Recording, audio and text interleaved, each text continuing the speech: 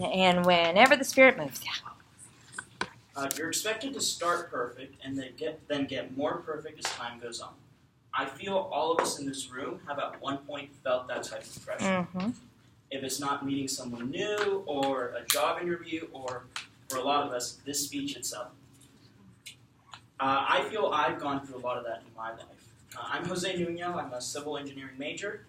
And today you're going to get to know me better through the family values that I've gained, as well as my own personal work experience. Mm-hmm. So first, in order for you to get to know me better, I'll give a small background about my family and how that's influenced me.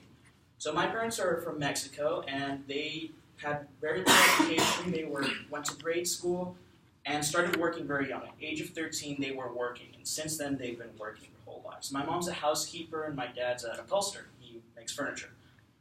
And every time they came home, I would see how tired they would be or just the stress they would have from their jobs. Mm-hmm. And it's not that I didn't want to be like them, but in a way I didn't want to feel that way every day coming home.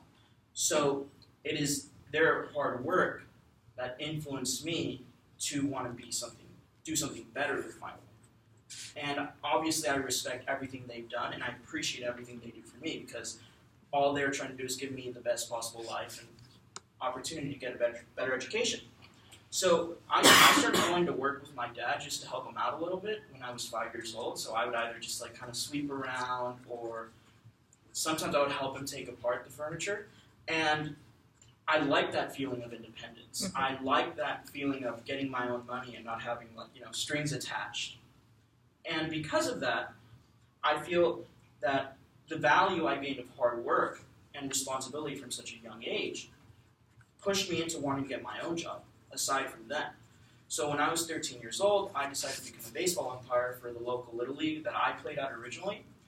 And I love baseball, and this was the best way for me to give back, but at the same time, be a part of what I love. Now, I was 13 years old, and I'm working with people who are either 30 years old or in their 40s, and I'm telling coaches or adults, fans, what to do, or telling them they're wrong, and I'm a teenager. So naturally, an adult doesn't want to hear they're wrong by a teenager.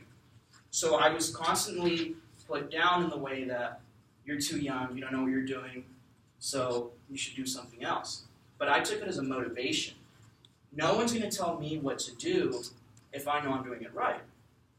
And I took their words, and I kept on reading more about what I want to do, umpiring, and I took it as a motivation again to know that I'm right, and that, yes, I understand you don't like hearing that I'm telling you you're wrong, but just because I'm younger doesn't mean I have less knowledge than you.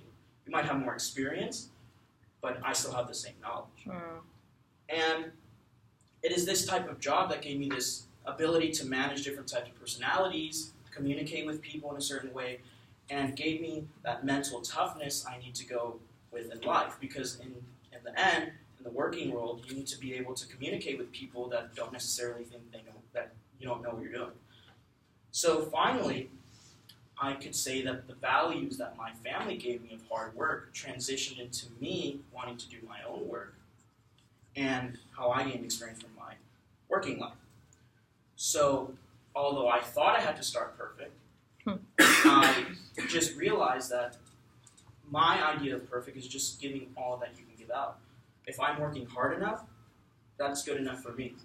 And that's how I live my life every day. Okay.